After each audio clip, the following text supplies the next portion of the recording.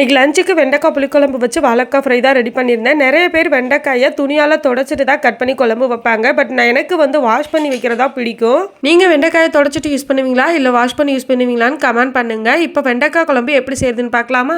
First மசாலாக்கு மல்லி, மிளகு, சீரகம், வெந்தயம், வரமிளகாய் எல்லாத்தையும் வறுத்து வச்சுக்கலாம். மிக்சி ஜாரில் 3 ஸ்பூன் தேங்காய், சின்ன வெங்காயம், பூண்டு கூடவே வறுத்து வச்சது எல்லாத்தையும் ஆட் பண்ணிட்டு நைஸாக அரைச்சி வச்சுக்கலாம். கட் பண்ண வெண்டைக்காயை கொஞ்சமாக நல்லெண்ணெய் ஊற்றி வதக்கிட்டு வேற ஒரு பவுலில் மாற்றிக்கலாம். அதே கடாயில் நல்லெண்ணெய், கடுகு, பருப்பு, வெந்தயம், கருவேப்பிலை, கட் பண்ண சின்ன வெங்காயம், பச்சை மிளகாய், பூண்டு எல்லாத்தையும் வதக்கிட்டு 3 தக்காளி அரைச்சி சேர்த்துக்கலாம். தக்காளி வதங்குறதும் அரைச்சி வச்ச எல்லாத்தையும் ஆட் பண்ணிட்டு சின்ன லெமன் சைஸ் புளி கரைச்சி சேர்த்துட்டு கூடவே தேவையான அளவுக்கு உப்பு சேர்த்து கொதிச்சதும் வெண்டைக்காயை சேர்த்துட்டு ஒரு 10 நிமிஷத்துக்கு அடுப்பை லோ ஃப்ளேமில் வச்சு அடுப்பை ஆஃப் பண்ணால் வெண்டைக்காய் குழம்பு சூப்பராக ரெடி ஆயிரும். அதுக்கப்புறம் எப்பவும் போல தான் வாழைக்காய் ஃப்ரைக்கு மல்லித்தூள், மிளகாய்த்தூள், காஷ்மீர் மிளகாய்த்தூள் சேர்த்து ஃப்ரை பண்ணிட்டா வாழைக்காய் ஃப்ரையும் சூப்பராக ரெடி ஆயிரும்.